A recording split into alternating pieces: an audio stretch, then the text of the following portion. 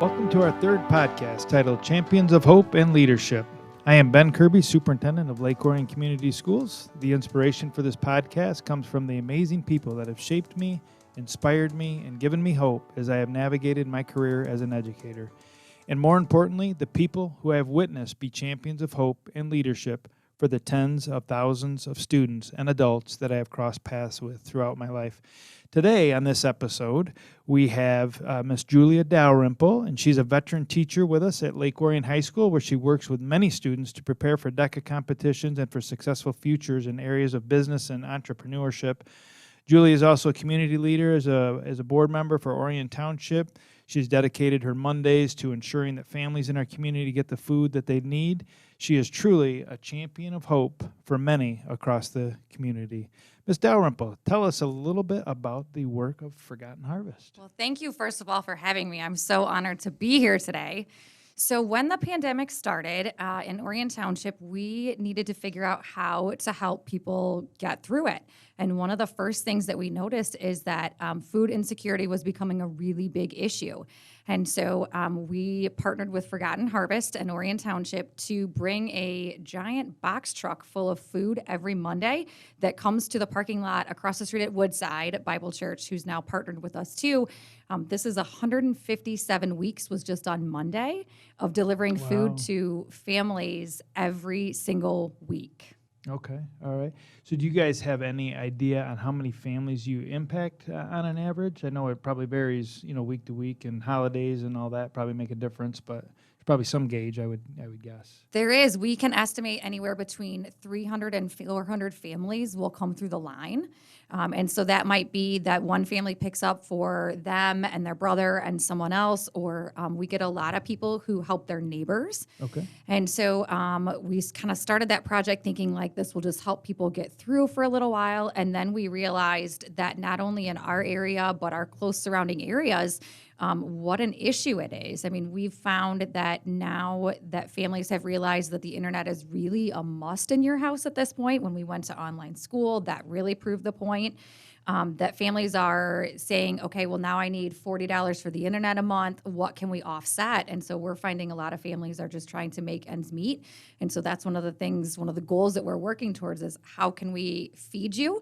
Because we can't ask you to come to school and be a good student. We can't ask all of these things if you're hungry. Right. So that's step one. Yeah, one of those hierarchy of needs, that's right at Yes. the basis. So one of the silver linings of the pandemic then for sure. So Definitely. how has the need changed, or has it maybe not changed, but how have you guys seen that since the pandemic and since you guys have started this work, like last Monday, for example? Greater need, smaller need, about the same? It kind of just depends. We've seen it where we thought we were really slowing down for a period of time, and then it ramped right back up. So we haven't really found a rhyme or a reason to the schedule. We just know that we let Forgotten Harvest know, like we record our numbers, like we would do reporting for that, and let them know what the needs are and kind of where we are in the line. If we ran out of food, if we had too much food, like what are we doing? And then they adjust that based on that for every week so we can kind of see what's going on. All the extra food that we get now, if there's anything left over, the other thing that we did is we started a physical pantry at Woodside Bible Church. Okay. It's downstairs there towards the back, and people can come in and shop the shelves on Mondays and Wednesdays. So if you're a person who maybe doesn't need everything that's in the grocery line that day, or we get a lot of people who are just like, I live by myself, or I'm a single person, and I don't need all of this, but I just need a couple things to help me get by, they can come and shop the pantry themselves, which has been a really cool way to let more community members be involved.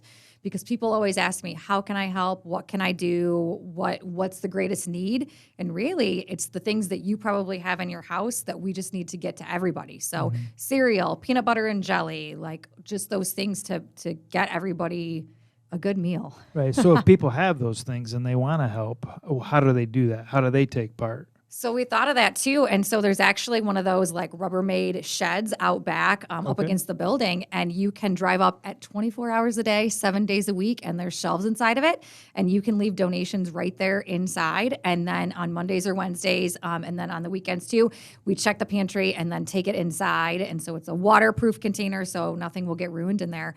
But people, we just say, like, when you're at the grocery store, whether you're at Meijer or Kroger or wherever you are, pick up a couple extra things. And as you pass that on your way during the week, just drop it in the pantry, because you never know who it's going to.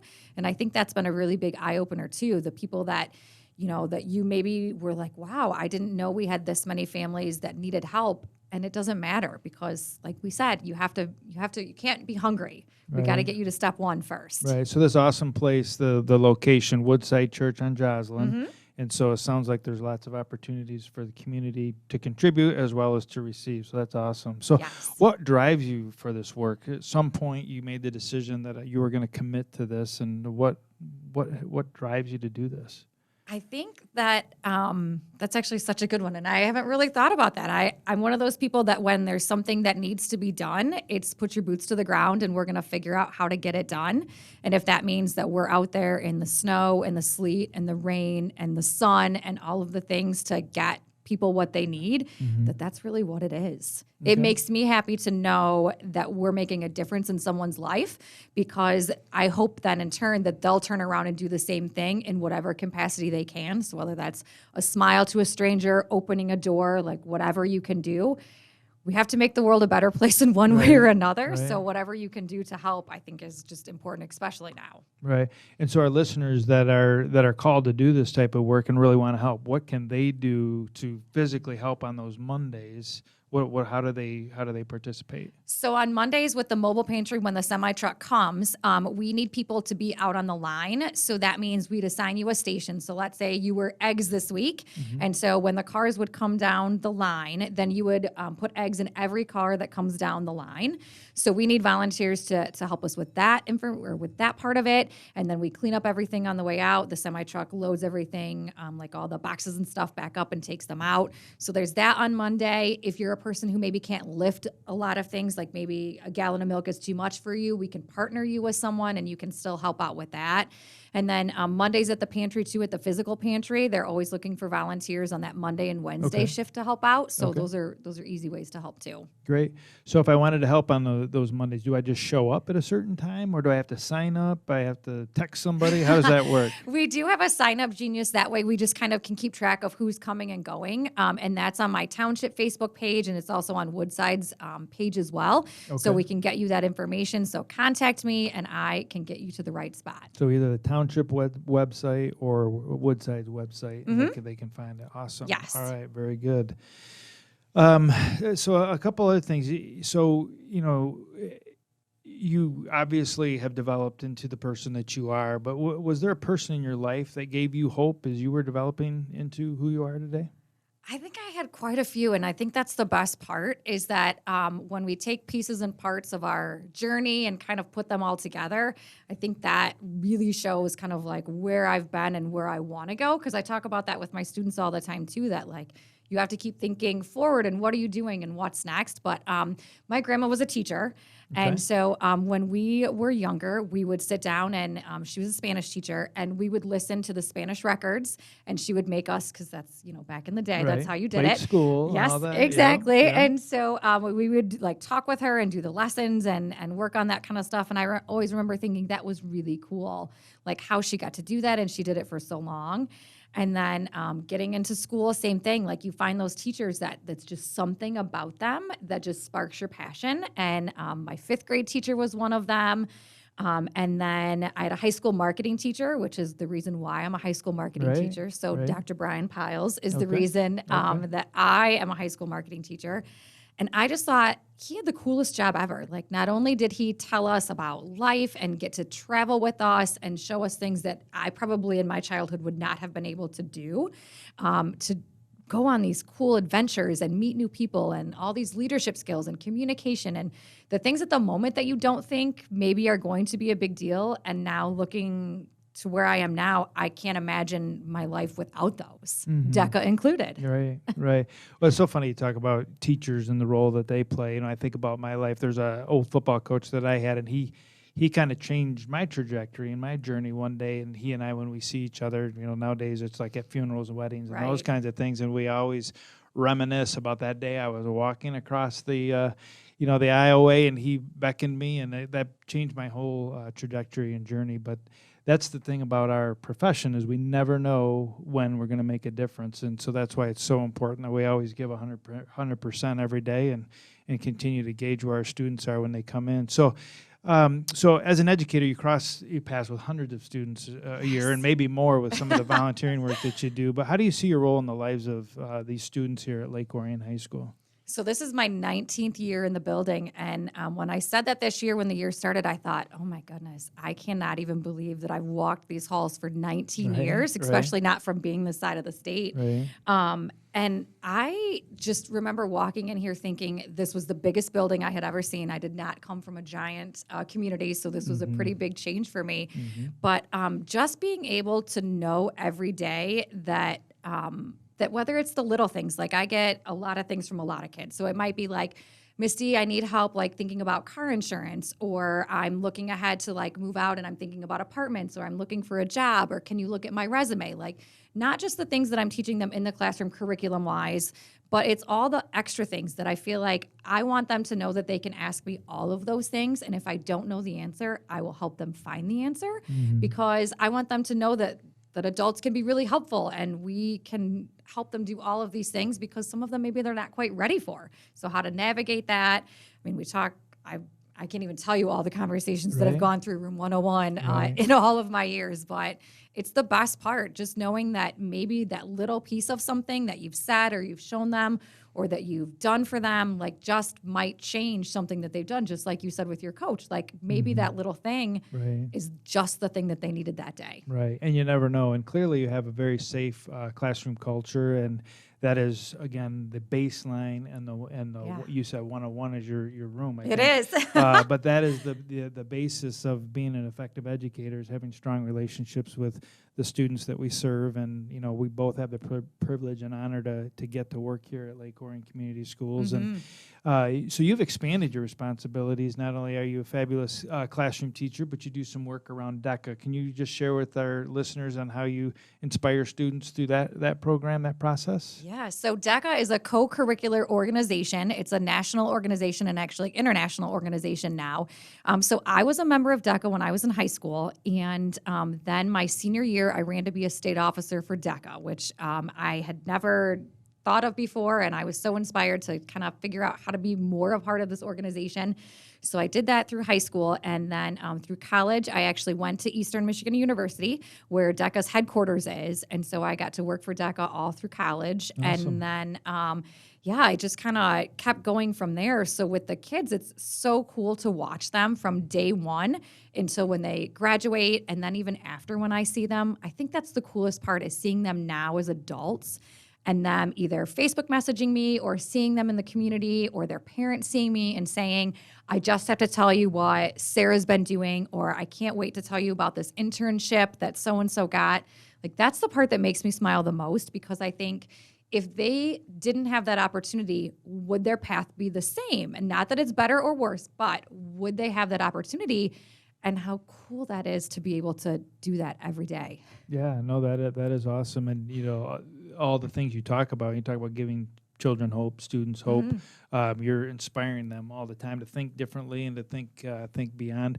And I think you not only work just with our students, but don't you have some responsibilities and some work that you've done beyond even here at Lake Orion High School with DECA? Yeah, so with DECA, they asked me a few years ago if I would be one of the competitive events coordinators for the conference. So for our district conference here in Lake Orion, I host that, and I have for, I think, since 2014, maybe even sooner than that.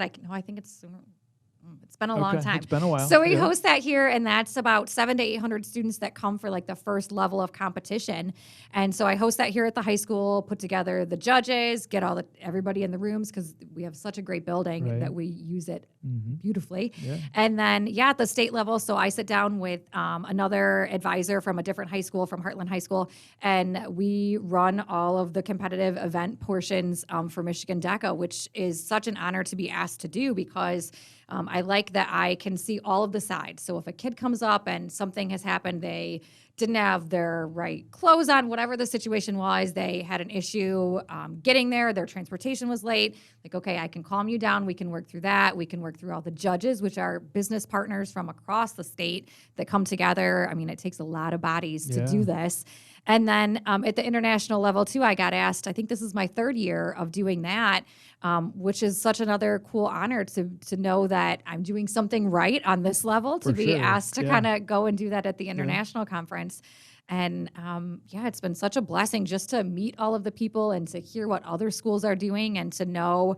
And they inspire me every time I hear something new, or like, this is a project I'm working on, or have you heard about this, or what are you going to be working on for next year? Right. Like, that part is what's exciting to me. Yeah, no, that's awesome. And I had the privilege, as well as our Director of Communications, Mr. Snyder, to be a judge this year. Yes. And you did a wonderful job with that. And not only to see it all transpire here at our fantastic high school, but to see all the fabulous students that came before us and the different levels of preparation and all of that. It was just really something to see. So you're to be congratulated. Clearly, you're doing a great job with that. Well, so thank congratulations. you very much. It takes a team. It takes a village. Always does. That's for sure. So, and so with that, it takes a village to raise you too, right? So yes. As you were younger, did you have some opportunity or some real difference around volunteerism that made an impact on you? I had an opportunity to listen to you talk at our DEI celebration, and you shared some things, showed some vulnerability and leadership and that, but you shared some things that were really impactful in your life. Would you mind sharing that with us? Yeah, so my senior year of high school, we had a class called Service Learning, and Mr. Kelly was the wonderful teacher that went to that class. We didn't see eye to eye for a little bit there, and then I realized after why he did all of the things that he did, and it makes me appreciate that even more. Pushed me so much harder than I ever thought I could get pushed, and now it's one of the greatest joys that I could see. So we had to we had a semester, and we had to find a place to volunteer every single week. And so I couldn't really think of a place. I couldn't put my finger on what I really wanted to do. And so he suggested that I go and work with the retired nuns at Notre Dame. Okay. And I thought, well, this is kind of interesting. I mean, never would a high school student think that this was going to be the place for me. And it turned out to be such a blessing to be able to go every single week and just sit with people who have incredible stories and just the things that you can learn from just listening. Okay. And I think that was a really neat experience to just know that, like, there's so much more to the world. And I think I try to share that every day with my students too, is that sometimes we get so wrapped up in just the bubble that's like Orion and what's going on with our friends and social media and all of those things, that you have to be a good citizen of the world. So how do you do that? And kind of point some things out to them to be like, did you think about this? Like, maybe this is something you could think about. And just try to get them to get outside the door a little bit more sometimes. Yeah, absolutely. Sounds like that teacher you didn't see eye to eye with got smarter as you got older, huh? Yes. Yeah. And I do write letters, and I have referenced him and told him many times, like, after so many points in my career, like, that thank you so much for pushing me, that I didn't know that I needed it then, but goodness, am I so glad now. Yeah, no, that happens in classrooms every day, I think. So awesome. So speaking of that, you have a number of great colleagues here at Lake Orion High School and other responsibilities that you've had. But are there any that really stick out to you that just have been exceptional difference makers for students here at the high school or in the community that you would like to tell us about? Oh, yeah. I think I have to say shout out first to Roger Smith, who's sitting across from us at the moment. But making it all happen. Yeah, Roger, there we go. Yeah. I and Stephanie Orth with the yearbook, and all of us that kind of find these niche group of kids that we can bring them together, like our theater, band, choir, like all of those programs that can just be a home for some of our students. Like, if you're not the most athletic kid, or you were hurt in the sport, or, you can't do that anymore, like, how do we help you find a place where you feel like you fit in, where you can learn, where you can grow, where you can do all of that and feel like you're in a safe place? I think that's the greatest thing we have here, is there's so many opportunities for kids to be involved, whether it's in, like we said, our groups, or NHS, or Science National Honor Society, or any of the things. I just think giving more opportunities and letting them know that there are other kids like them, and just helping them find that is so important. Yeah, that's great. And thank you for sharing that about your colleagues, for sure. You obviously are doing a wonderful job, and we really appreciate the work that you're doing here at Lake Orion High School. You've certainly been a champion of hope for many, and we've talked a little bit about some of those things, whether they're students or they're community members. So we thank you very much for your work. So our guest today has been married to Chad, and together they have 3 children, Peyton, Amelia, and Declan. And don't forget about the dog, Mabel. Yes, Mabel yeah. Tallulah Glitter Sparkle Bell is her full name. Oh, pardon me. Yeah, that is a mouthful, but I'll take your word for it. Obviously, a love dog. So we thank them for sharing Miss Julia Dalrymple with us and the community, and we look forward to bringing another guest next month as we find another difference maker in our Lake Orion community. Thank you for listening today. I challenge our listeners to be that champion of hope for somebody, anybody, and go Dragons.